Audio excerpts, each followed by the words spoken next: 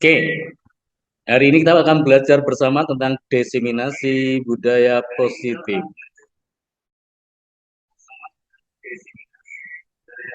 Yang sudah join juga bersama kita,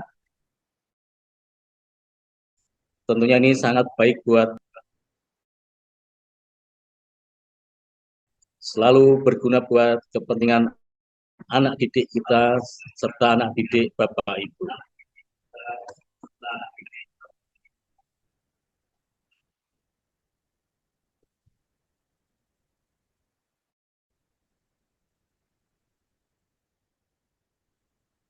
Bentar, ini wifi-nya terkendala.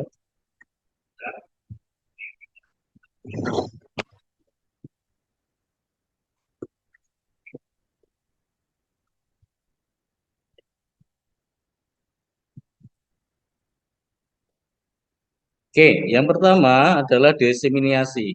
Apa itu diseminasi?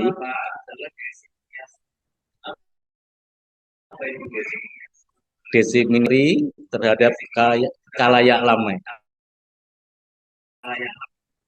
ya. Dan hari ini kita akan belajar bersama tentang budaya positif yang ada di sekolah kita.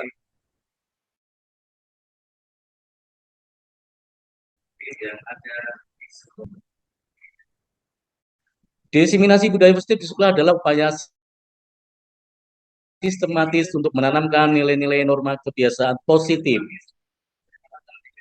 dalam lingkungan sekolah.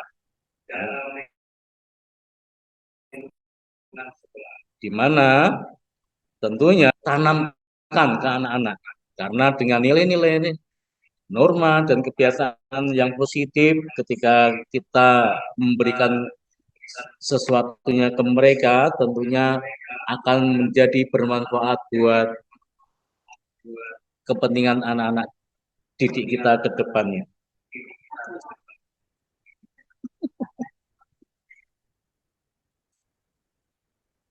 Berikutnya, diseminasi ini juga untuk memotivasi guru dan warga sekolah untuk menerapkan budaya positif tentunya.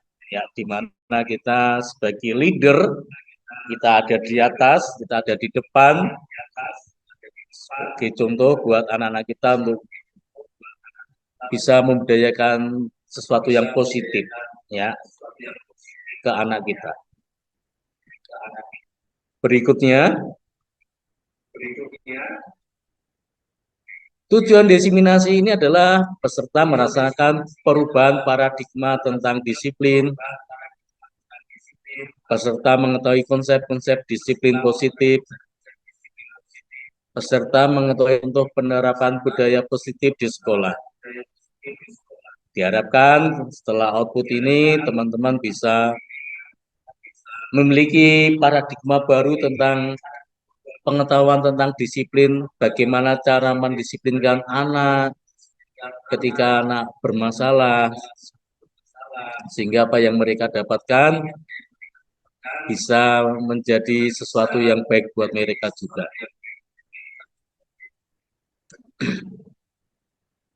Ya, tentunya kita akan sepakat dulu dalam forum diseminasi ini. Yang pertama, matikan mic buat teman-teman, terus tidak menyalakan kamera, bisa angkat tangan saat bicara, terus aktif dalam proses kegiatan ini.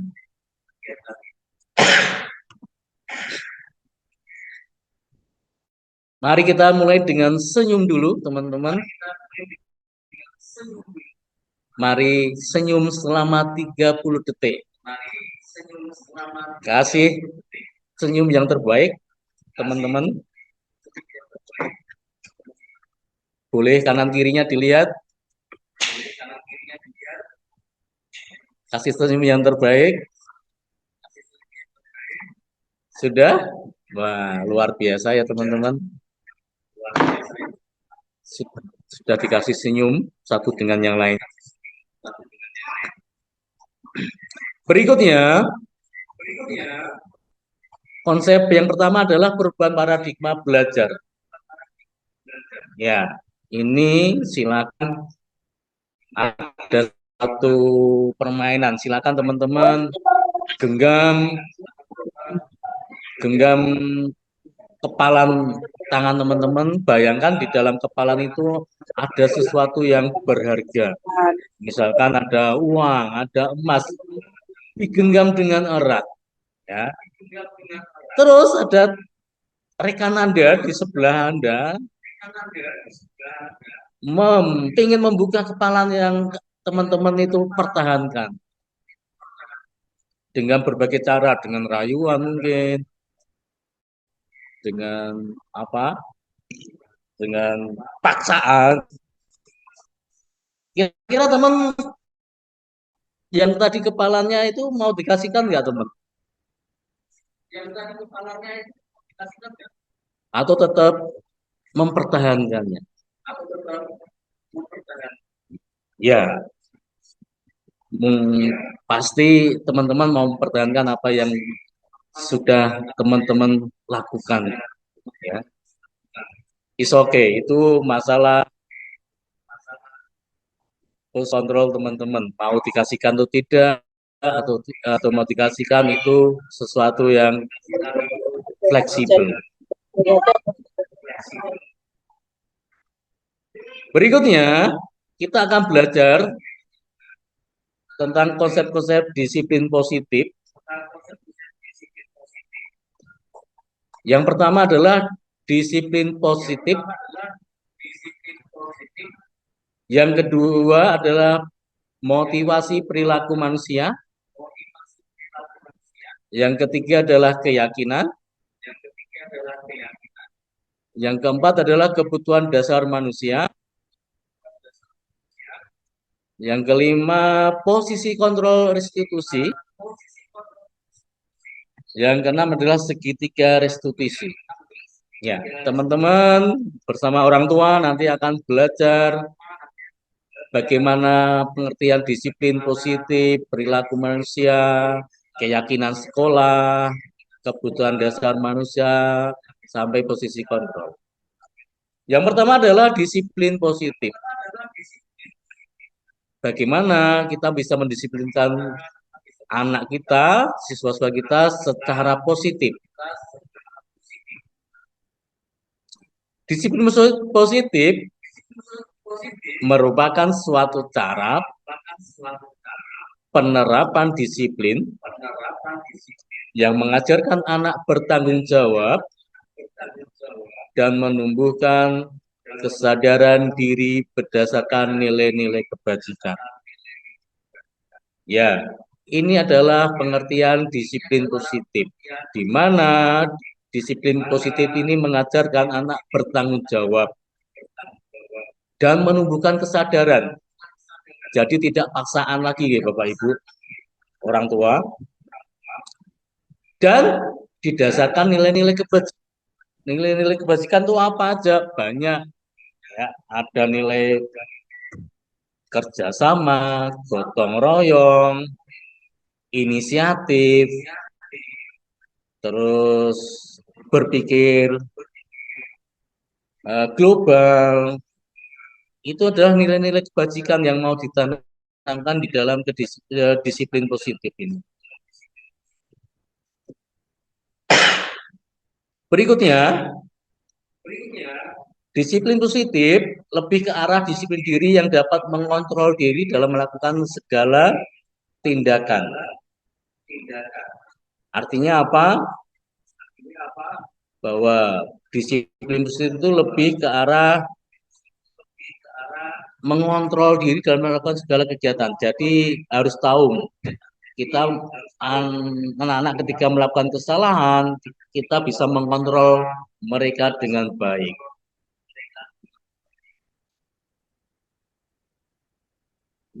Berikutnya,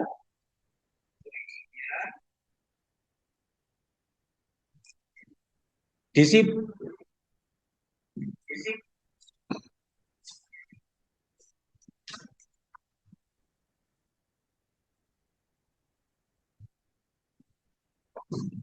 Ya, Berikutnya adalah disiplin diri dapat membuat murid memahami dan menyadari berdasarkan motivasi internal, bukan akibat paksaan, pujian, ataupun hukuman. Di mana disiplin ini pentingnya murid bisa memahami dan menyadari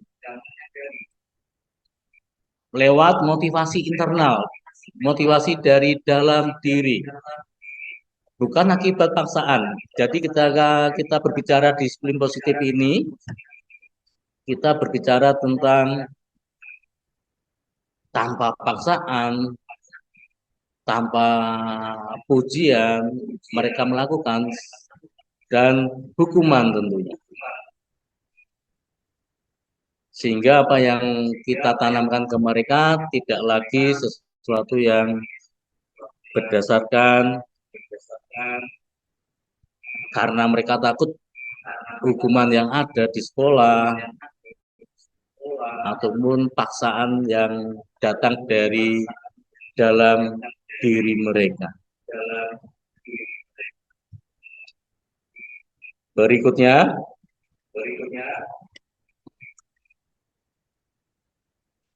tadi sudah saya bilang bahwa ini Bapak Ibu orang tua, selamat datang kepada orang tua yang sudah datang. Ini tentang karakter yang mau ditumbuhkan, yaitu profil pelajar Pancasila, di mana profil ini berguna buat anak-anak kita untuk menanamkan nilai-nilai kebajikan yang sudah diberikan di dalam kurikulum Merdeka ini. Ya, seperti kita ketahui, kita sudah menggunakan kurikulum Merdeka yang dipakai buat uh, acuan sekolah kita untuk melakukan pembelajaran.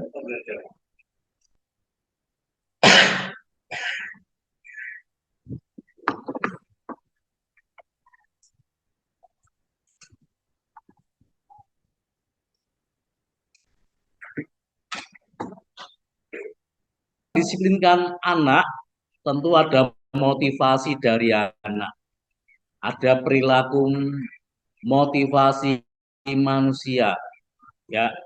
Motivasi itu dorongan. Saya mau melakukan ini gara-gara saya dapat hadiah. Saya mau tertib gara-gara takut. Ada beberapa motivasi perilaku manusia, Bapak Ibu. Yang pertama,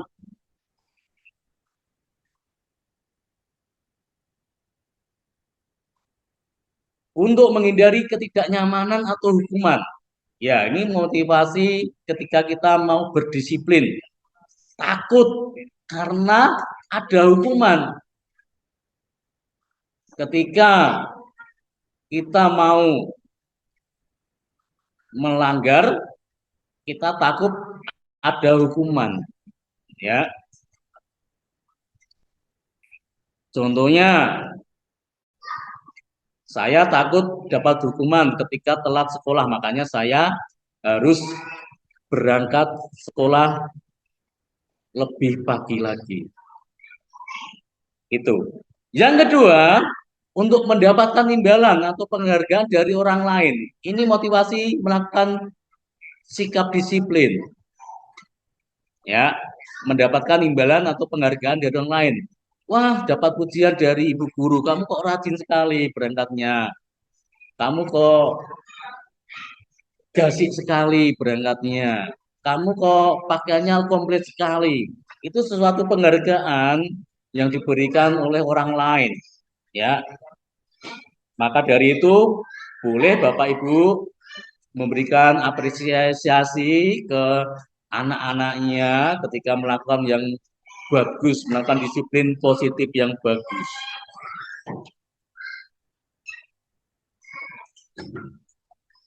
Berikutnya, motivasi untuk melakukan disiplin yang ketiga adalah menjadi orang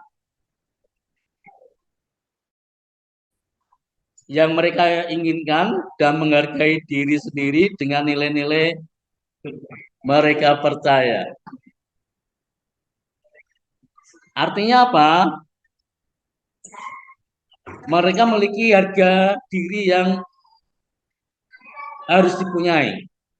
Mereka punya nilai-nilai yang harus harus dipercayai sama mereka. Dan ini tentunya motivasi yang positif untuk melakukan sesuatu disiplin.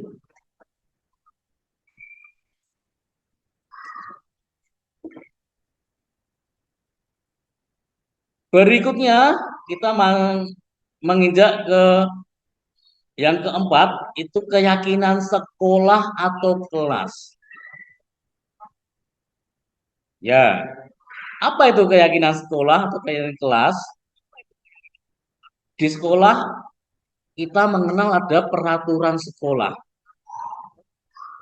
Di kelas kita mengenal peraturan atau kesepakatan kelas. Ya, saya sering keliling di kelas-kelas. Saya sangat senang sekali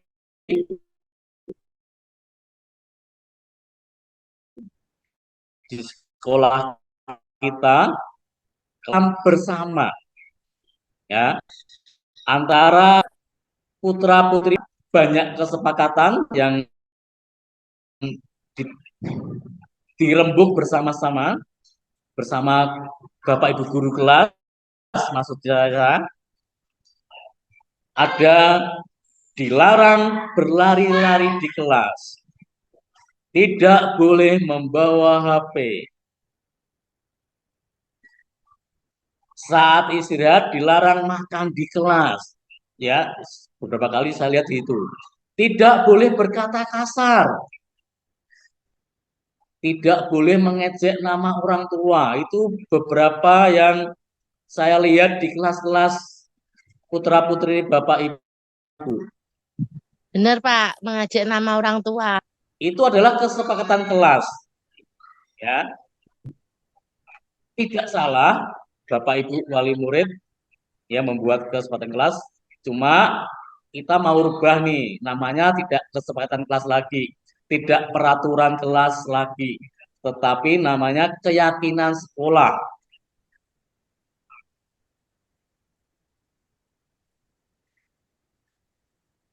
Keyakinan sekolah atau kelas berupa pernyataan-pernyataan universal, ya, pernyataan-pernyataan universal. Universal itu yang umum. Terus yang mudah diingat, ya, teman-teman sudah membuat, tadi Bapak Ibu guru sudah membuat pernyataan yang mudah diingat dan dipahami dan harus diterapkan di lingkungan sekolah. Dan itu sangat bagus sekali untuk mengatur putra-putri Bapak Ibu.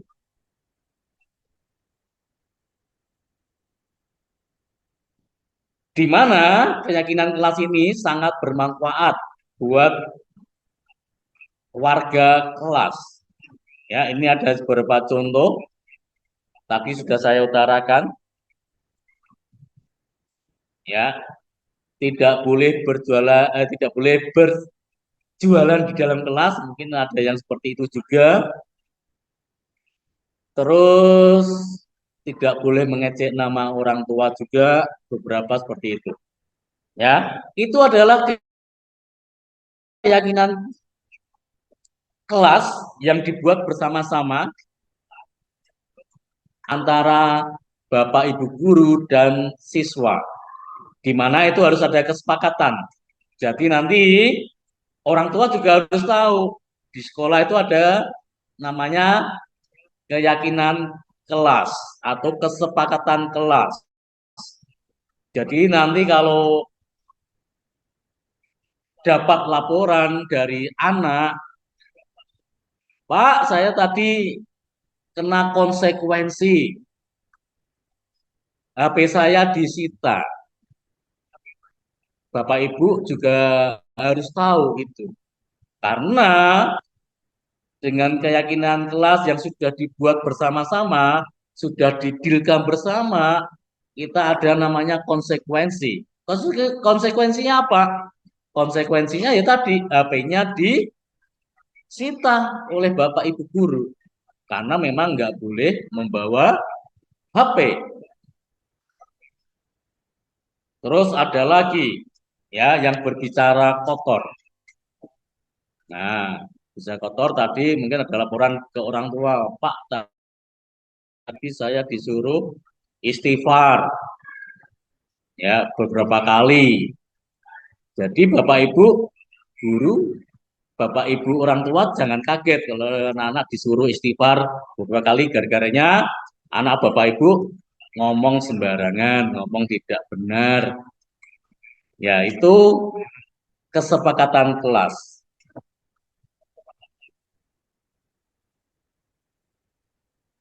Berikutnya, konsep berikutnya,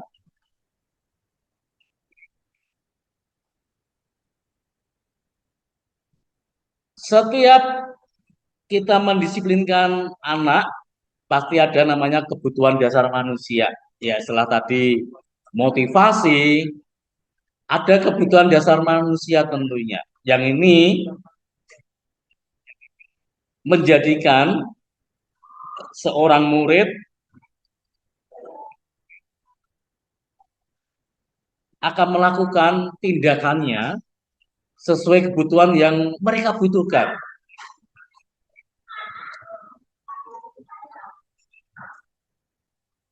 Ada beberapa pernyataan ketika seorang murid melakukan suatu perbuatan yang bertentangan dengan nilai-nilai kebajikan atau melanggar peraturan, mereka gagal memenuhi kebutuhan dasar mereka. Ya, sering kita temukan ya Bapak Ibu, ketika murid melanggar, mereka bertentangan dengan nilai-nilai kebajikan atau melanggar apa yang sudah ditentukan. Berikutnya,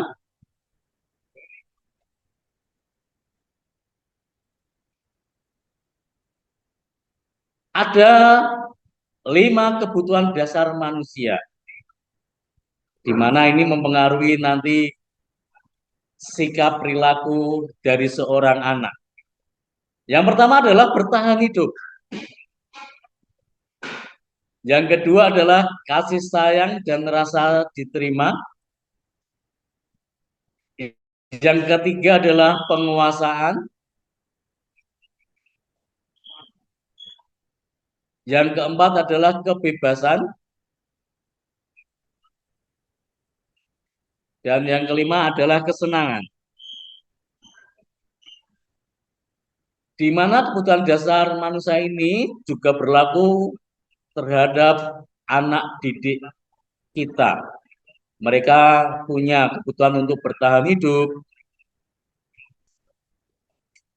untuk kasih sayang, untuk penguasaan, untuk kebebasan, untuk kesenangan.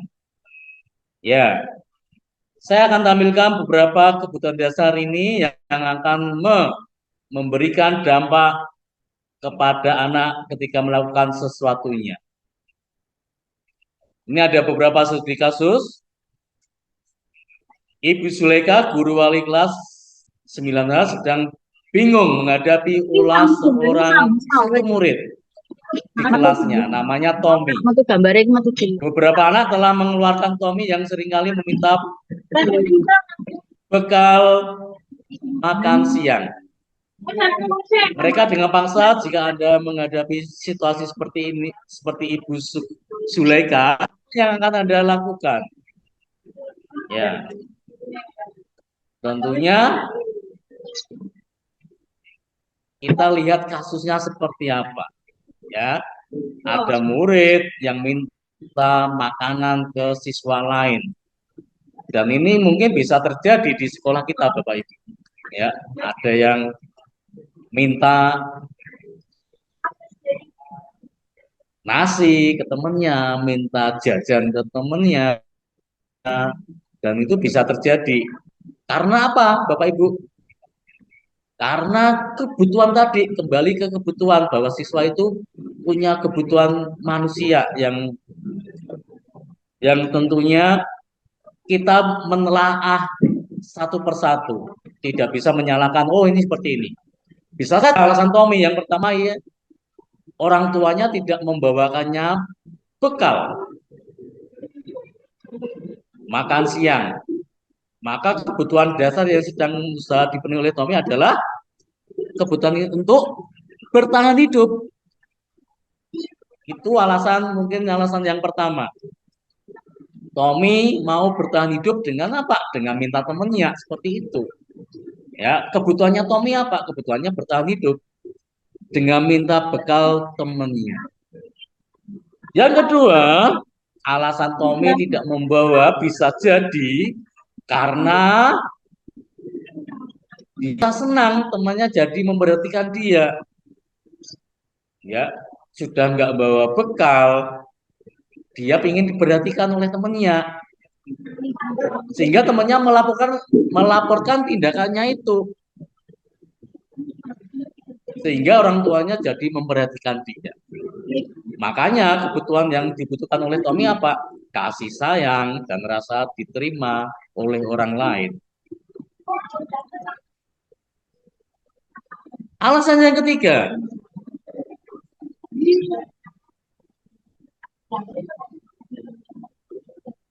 alasan Tommy tidak mau bekal apa coba?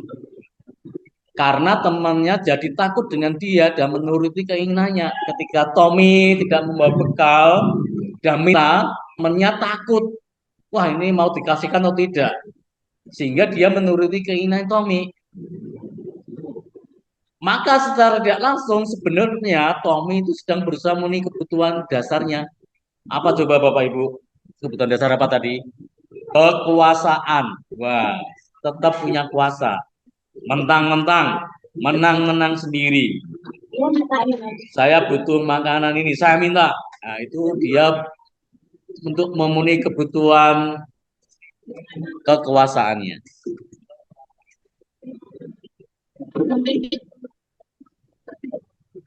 Berikutnya, alasan Tommy yang tepat bisa jadi dia merasa bosan dengan bekal makanan yang dibawakan oleh ibunya.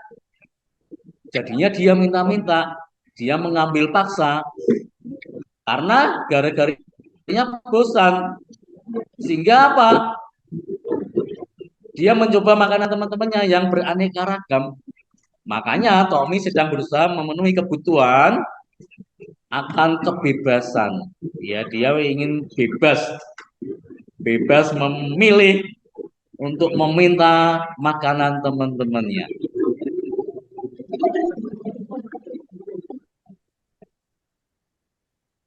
Itu alasan kenapa Tommy melakukan minta bekal ke temannya.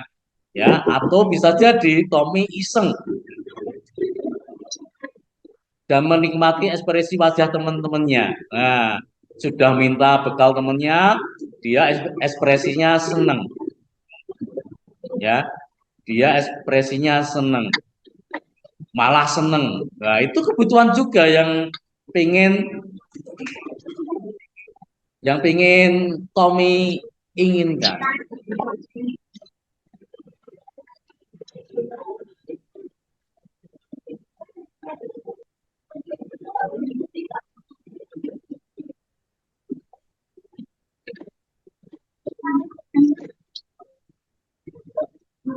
Oke, kita masuk ke konsep berikutnya.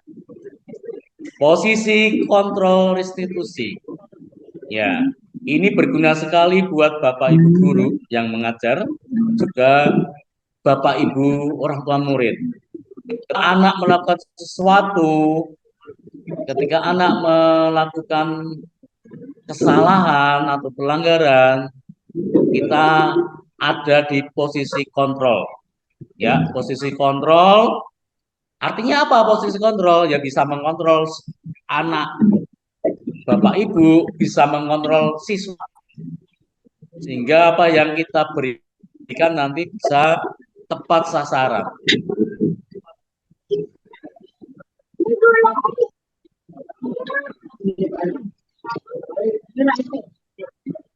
Oke, kontrol ini lebih ke guru. Orang tua juga bisa masuk ke posisi kontrol ini. Yang pertama adalah guru sebagai penghukum, ya, atau orang tua sebagai penghukum. Yang kedua, guru atau orang tua sebagai pembuat merasa bersalah. Nggak boleh makan di Yang ketiga, nggak boleh gojek lari-lari di guru sini. atau orang tua sebagai teman. Yang keempat, guru atau orang tua sebagai pemantau. Yang kelima, guru atau orang tua sebagai manajer. Ada 5 posisi kontrol yang tentunya berbeda. Mari kita akan belajar posisi kontrol satu persatu. Yang pertama adalah guru sebagai penghukum.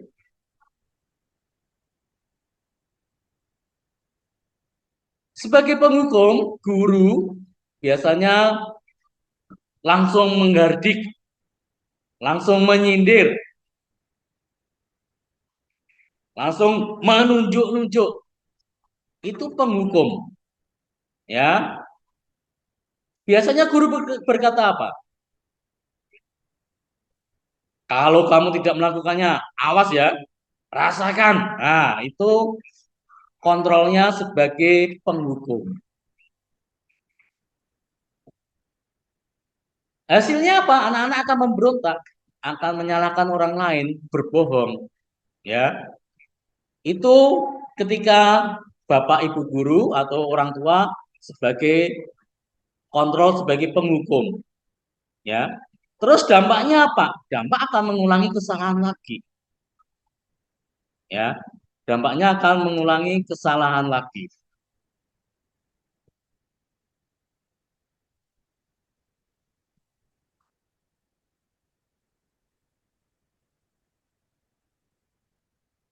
Oke,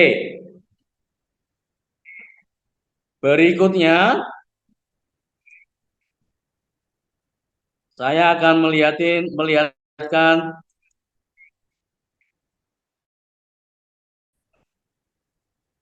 video bagaimana seorang guru ketika di dalam posisi kontrol.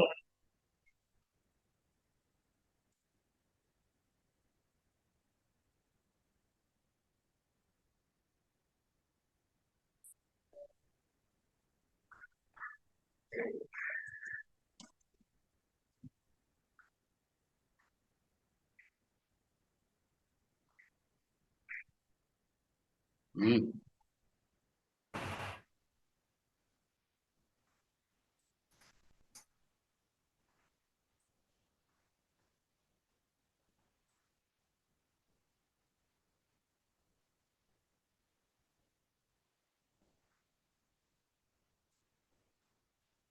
Bentar Bu, masih loading ya.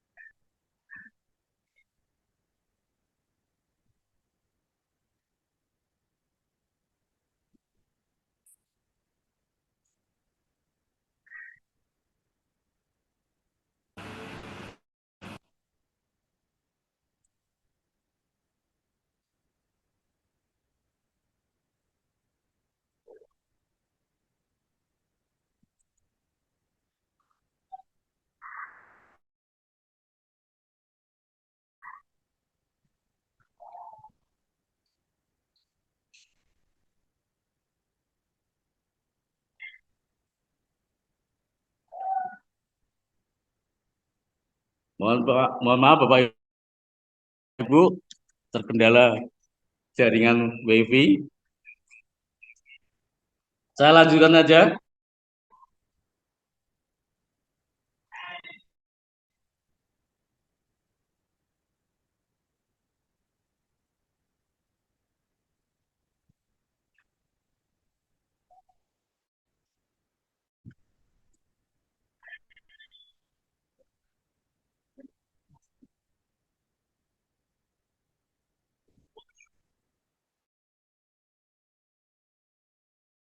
Yang kedua adalah posisi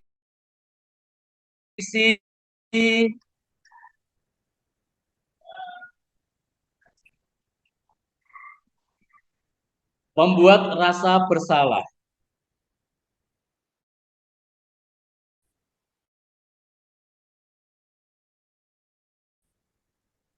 Ya, seharusnya belakang tua mungkin ibu kecewa seperti ini bla bla bla. Ya, kamu seharusnya tahu ibu mengatakannya. Ya, seperti itu. Hasil yang didapat oleh anak apa? Akan menyembunyikan, akan menyangkal dan berbohong. Ya, dampaknya pada murid, murid akan merasa rendah diri.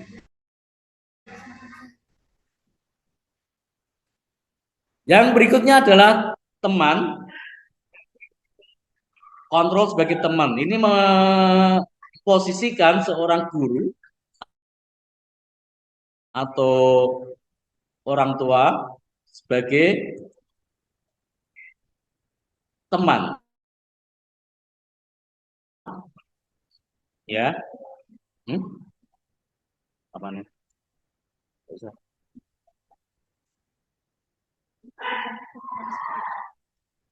Ya, yang pertama adalah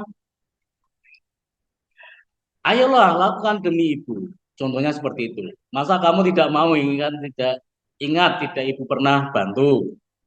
Jadinya apa hasil yang didapat untuk ketika posisi sebagai teman itu akan jadi ketergantungan. Ya. Berikutnya ada manajer, posisi kontrol sebagai manajer. Ya, yang ini akan cukup bagus sekali ketika memposisikan kita jadi guru atau murid orang tua sebagai manajer. Sebagai manajer itu berarti mencari permasalahan yang ada, mencari permasalahan yang ada, mencari permasalahan yang ditimbulkan oleh siswa tersebut. Ya. Dan ini yang disarankan untuk Bapak Ibu guru sebagai kontrol, sebagai manajer. Ya. Di mana posisi sebagai manajer ketika menghadapi masalah yang ada dalam siswa kita, yang ada di dalam murid kita, ada namanya segitiga restitusi. Nah, sebagai manajer, guru dapat berbuat sesuatu bersama murid. Sini kamu.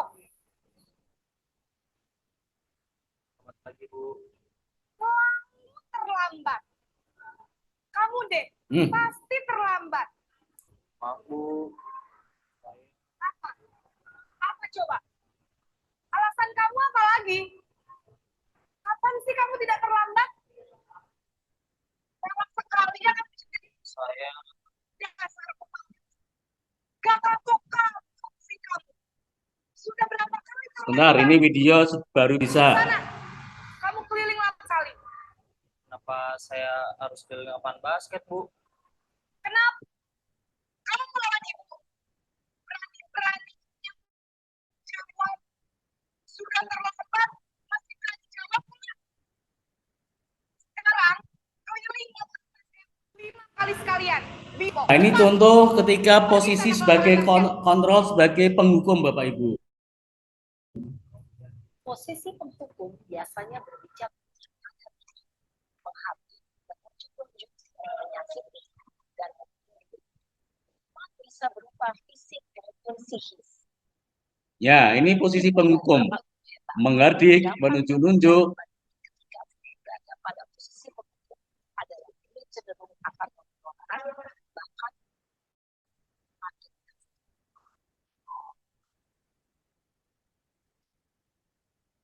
Berikutnya ini yang posisi pembuat merasa bersalah.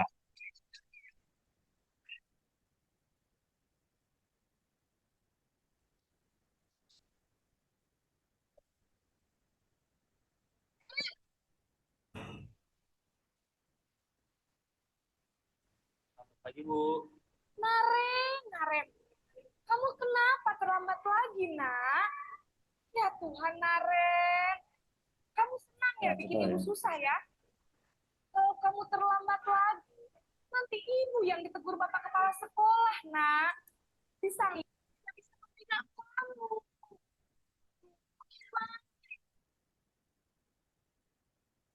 Maaf, Bu. Buka ya. Terus, sekarang ibu harus cerita apa ya?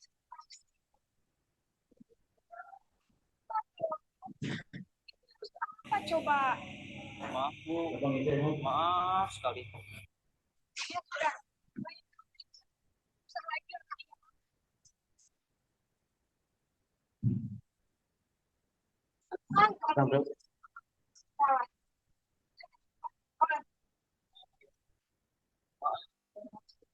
Salah.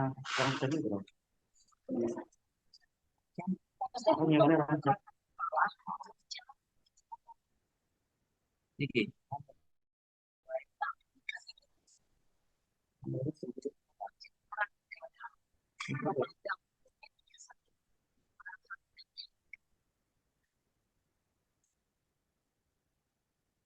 ketika murid akan salah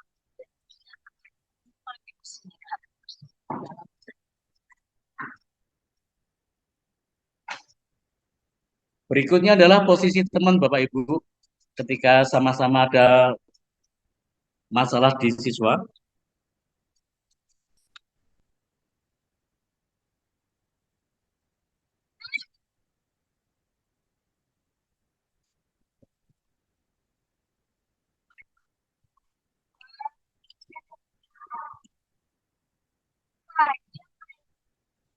Iya, Bu.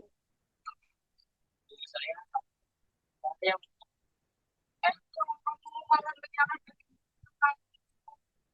Kamu bukan yang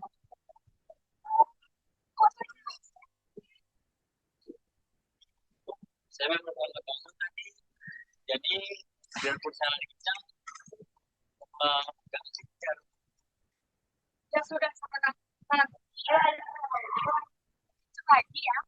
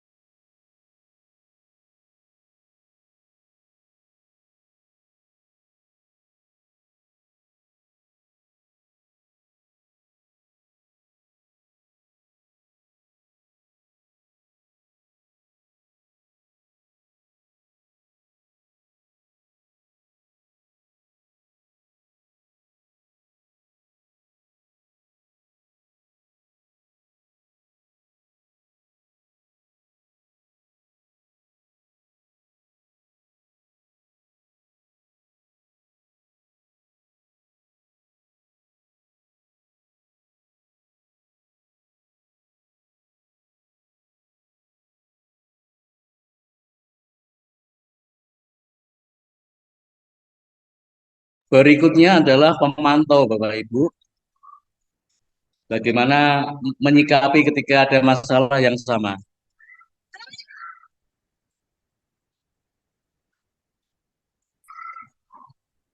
Bu, Kemarin sekolah itu jam berapa masuk? kita harus di sekolahnya dulu, Bu. Iya, sekarang sudah jam. Tahu konsekuensinya jika terlambat hadir. Kamu, saya harus tinggal kelas pas jam istirahat selama 20 menit. Ya benar, konsekuensi demikian.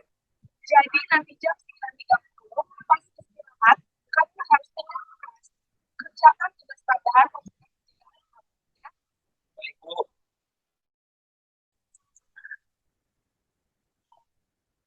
Posisi pemandang mengadakan perhitungan atau data untuk mengontrol murid. Guru mengatur murid berdasarkan peraturan dan konsekuensi. Seorang pemantau menunjukkan bahasa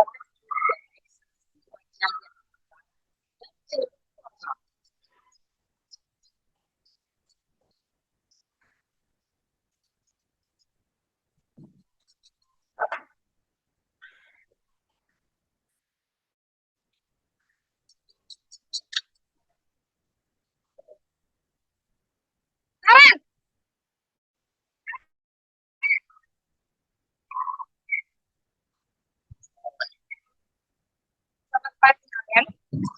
Maaf, Bu. Saya terlambat. Ya, sekarang masuknya jam 7, sekarang sudah jam 7. Jadi sekarang bagaimana ini Karen? Maaf, Bu. Saya lupa setel alarm saya semalam. Baiklah, menurut kamu, kira-kira poin yang mana yang perlu ditingkatkan?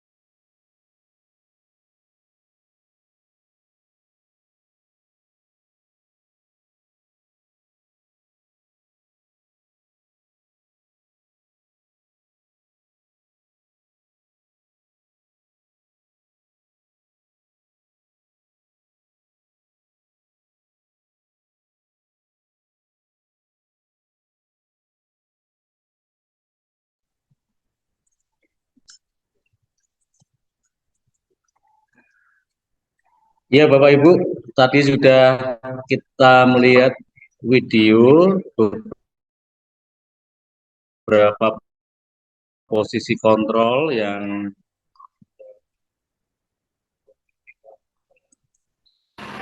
kita dapat dari beberapa masalah. Masalahnya adalah sama-sama terlambat, tapi tentunya dengan nada yang keras, itu juga tidak baik buat anak didik kita. Berikutnya tadi yang disarankan adalah sebagai manajer. Ya, ketika sebagai manajer, posisi kontrol kita sebagai manajer, di mana kita bersama murid saling menemukan masalahnya seperti apa, kondisinya seperti apa, sehingga bisa memecahkan masalah yang ada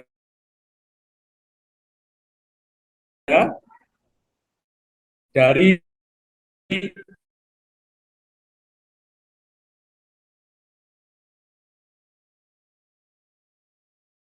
dari 3 tahap. Ya, ketika ada masalah,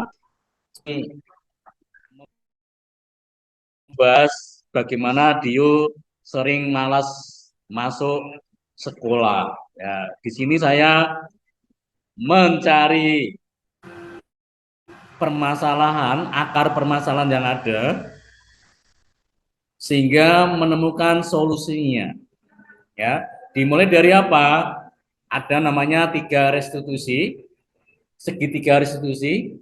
Yang pertama adalah menstabilkan identitas. Yang kedua, validasi tindakan yang salah. Yang ketiga adalah menanyakan keyakinan. Ya, menstabilkan identitas itu contohnya ketika ada murid yang terlambat, bagaimana menstabilkan identitasnya. Menstabilkan identitasnya ada pernyataan itu menstabilkan identitas. Ya. Yang kedua ada walakan yang salah.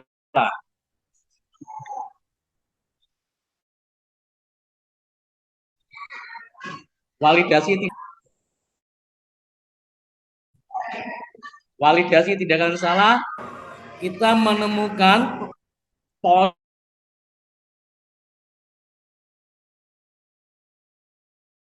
permasalahannya. Ya. Poin permasalahannya ada di gara-gara sering main game.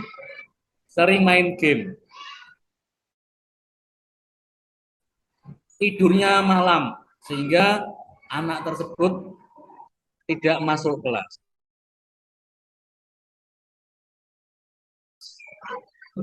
Berikutnya, tahap yang ketiga namanya keyakinan. Ya, menanyakan keyakinan itu terakhir setelah diketahui masalahnya apa, maka ditanyakan anaknya bagaimana, keyakinan apa yang ingin diperbaiki. Ya, misalkan dia tadi tidak disiplin main game, ya itu hal yang harus kita yakinkan, harus diperbaiki oleh anak tersebut. Itu tahapan dalam segitiga restitusi. Bapak Ibu bisa mempraktekkan ketika ada masalah buat siswa-siswinya atau orang tua, ketika ada masalah dengan orang tua, dengan anaknya, bisa melakukan segitiga ini tadi. Yang saya katakan tadi adalah menstabilkan identitas, bahwa membuat kesan adalah bagian dari proses pembelajaran, ya, yang nantinya akan menggeser identitas gagal ke arah identitas sukses. Yang berikutnya tadi, memvalidasi kesalahan atau validasi tindakan salah, di mana bahwa setiap perilaku berupaya memenuhi suatu kebutuhan tertentu, guru atau orang tua akan bergeser dari pemikiran stimulus respon menjadi proaktif. Ya, untuk lebih mengenali dan mengakui kebutuhan murid atau anak. Yang berikutnya adalah tadi validasi tindakan yang salah. Ya, seperti apa? Kamu pasti punya alasan mengapa melakukannya. Apa yang penting bagi kamu? Kamu boleh tetap berusaha menjaga sikap itu, tapi tambahkan sikap yang lain. Ya, ini untuk memvalidasi tindakan yang salah. Berikutnya, yang terakhir, tahap yang ketiga, tadi tentang menanyakan keyakinan. Setelah 2 tahap itu, tahap yang terakhir adalah memberikan pertanyaan yang bermakna pada murid. untuk mengaitkan keyakinannya yang salah atau tindakannya yang salah. Oh, tindakan yang salah itu kurang disiplin. Saya main HP malam hari sehingga mengakibatkan saya tidak masuk sekolah. Ya, itu poin yang harus ditanamkan ke anak.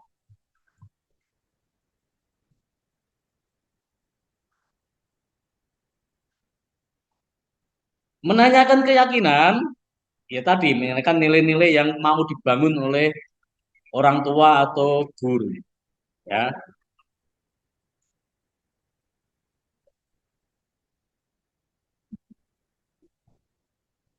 ya. Terakhir, terima kasih Bapak Ibu, guru, orang tua. Untuk hari ini kita belajar tentang disiplin atau budaya positif.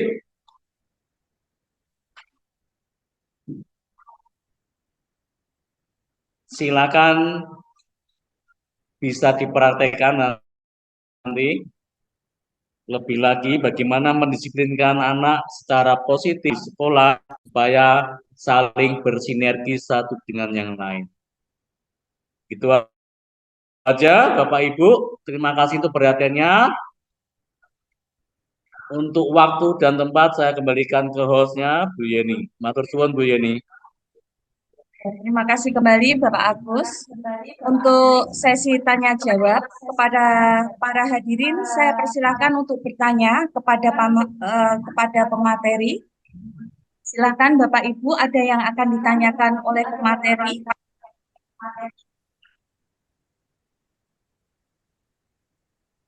Raise hand. Boleh dibuka untuk mikrofonnya jika ingin bertanya, monggo. Ini kelihatannya pada serius Pak Agus, jadi bingung nih mau apa yang akan ditanyakan, bingung nih kelihatannya. Atau mungkin Bapak Ibu semua sudah paham mengenai apa yang telah disampaikan oleh pemateri. Sudah. Kelihatannya ini ada Bu Titi yang mau bertanya nih. Atau Monggo Bu Titi. paham Sudah. atau enggak mungkin. Sudah paham. Sudah paham. Tapi ini Sudah paham Bu Yeni. oh sudah paham. Oh ye. Terima kasih Bu Titi. Bagaimana monggo? Bagaimana yang lain? Sampun? Gimana Pak Agus? Bagaimana Pak Agus? Ya, sekali lagi terima kasih Bapak Ibu sudah bergabung. Semoga bermanfaat untuk hari ini. Monggo Bu Yeni. Baik, Itu untuk di chat- kesimpulan. Di chat itu ada yang bertanya, sudah dijawab belum? Oh, ada yang bertanya.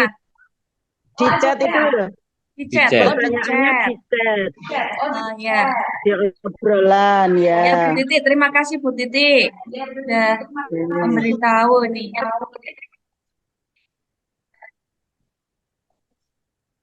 Oke, ini pertanyaan yang bagus dari Bu Purwaning Tias, ER. Bagaimana antisipasi sekolah sih terjadi perundungan? Ya, perundungan sering terjadi di sekolah, termasuk di sekolah kita. Ya, tidak menutup mata, pasti ada ya. Tentunya ini juga kita antisipasi. Kebetulan kalau di sekolah kami, kita punya tim anti perundungan begitu, ya, di mana ada SK-nya ya. Ada tim di mana kita mengatasi anti perundungan ini. Tentunya kita ada sosialisasi terhadap anak didik kita. Kita memberikan edukasi ya di sela-sela pembelajaran kita, di sela-sela pembiasaan kita setiap Senin, Selasa, Rabu, dan Jumat itu kita selipkan beberapa eh, pengertian perundungan, apa saja yang harus dibuat atau tidak. Itu salah satu edukasi yang diberikan ke kita, ke anak, supaya mereka tahu. Setelah edukasi mereka pasti kan akan melakukan atau tidak, itu sudah ada aturannya, ya. Makanya tadi di setiap kelas ada namanya keyakinan kelas yang sudah dibuat bersama-sama antara orang tua dan guru, antara murid dan guru. Contohnya saja tidak boleh manggil nama orang tua sembarangan. Itu sudah ada di dalam keyakinan kelas yang dibuat antara orang tua dan eh, murid dan guru. Ya, itu salah satu antisipasinya. Bagaimana kalau terjadi yang lebih parah lagi? Misalkan saja perkelahian, ya, membuli. Kalau ada yang parah lagi, kita ada tim untuk mengatasi hal tersebut. Begitu Ibu Purwaning Tias, semoga jawaban kami cukup membantu. Mungkin Pak Agus bisa memberitahukan bahwa di sekolah kita, terutama di SDN Matiharjo 01, ada tim anti perundungan. Jika nanti anak-anak mengalami hal tersebut, mungkin bisa menghubungi ke siapa timnya, mungkin Bapak siapa atau Ibu siapa. Ya, untuk tim anti perundungan, ya, itu sudah ada sistemnya, by system. Jadi ketika ada seorang siswa yang kena perundungan, langsung akan menghadap ke Pendowo 5. Pendowo 5 itu kebetulan laki-lakinya kita 5. Ada Pak Umar, Pak Agus, Pak Dodo, ada Pak Mustafa, dan satu lagi ada Pak Sulian. Ya, Pendowo 5 itu yang akan mengatasi permasalahan perundungan yang ada di sekolah Matiharjo. Begitu Bu Yeni. Oh ya, mungkin ada sedikit tambahan, nggih. Jadi kalau misalkan itu terjadi, semoga tidak terjadi kepada anak-anak kita. Apabila mungkin dari siswa perempuan kalau mengalami masalah tersebut, ketemunya dengan Pendowo 5 ini mungkin untuk mengutarakannya agak sungkan, mungkin bisa nanti bisa langsung ke guru kelasnya terlebih dahulu, wali kelasnya terlebih dahulu untuk menyampaikan. Apabila itu tidak bisa disampaikan ke tim perundungan, boleh nanti ke wali kelasnya terlebih dahulu, nanti dari wali kelas bisa dilanjutkan ke tim anti perundungan di sekolah kami. Seperti itu Bapak Ibu. Mungkin dapat saya tarik kesimpulan. Ada lagi yang mau bertanya? Tidak ada? Tidak ada ya? Oke. Untuk kesimpulan pada sesi ini yaitu bahwa budaya positif sekolah dapat menyediakan lingkungan yang positif, aman dan nyaman agar siswa mampu berpikir, bertindak secara mandiri dan bertanggung jawab. Budaya positif di sekolah adalah investasi yang berharga dalam menciptakan lingkungan belajar yang optimal dan mempersiapkan generasi masa depan yang lebih baik. Nah, sebelum kami tutup, mohon untuk bersama Bapak Ibu semuanya bisa membuka gambarnya, videonya dibuka supaya kami bisa mengambil foto sebagai dokumentasi kami. Acara kami tutup, monggo buka terlebih dahulu kita Pak Ibu supaya kami bisa melihat terlihat semua gambarnya. Monggo buka terlebih dahulu. Monggo Pak Agus bisa diambil foto.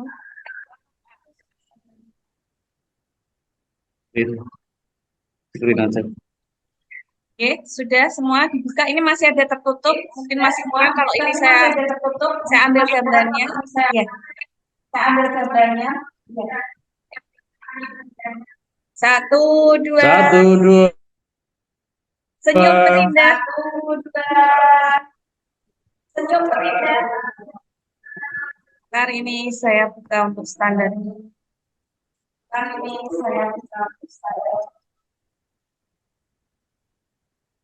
Oke. Di ketutup cara budaya positif. Ya, ini banyak yang masih tertutup. Mungkin ini ini Bapak nggih, Agus nggih. Berapa yang Bapak nggih, Jadi, Agus. aksi nyata dimensi Oke. budaya positif mana sih anak? Baik Bapak Ibu, untuk foto bersama sudah kami ambil. Hadirin sekalian, tidak terasa kita telah tiba di penghujung acara. Hari ini kita telah banyak belajar dari pemateri hebat kita, yaitu Bapak Agus. Semoga ilmunya dapat bermanfaat dan kami Bapak Ibu untuk foto bersama hari ini yang sangat luar biasa dan tentunya kami ucapkan kepada seluruh peserta yang hadir pada hari ini. Boleh kita berikan tepuk tangan apresiasi sekali lagi. Semoga kita semua bisa terinspirasi. Ke Kota Lama naik Ferrari, jalannya cepat sekali. Saya Yeni selaku MC mohon pamit dan undur diri. Wassalamualaikum warahmatullahi wabarakatuh. Terima kasih Bapak Ibu. Terima kasih. Mungkin Bapak Ibu bisa live meninggalkan untuk Zoom-nya. Monggo untuk melanjutkan kegiatan selanjutnya. Terima kasih.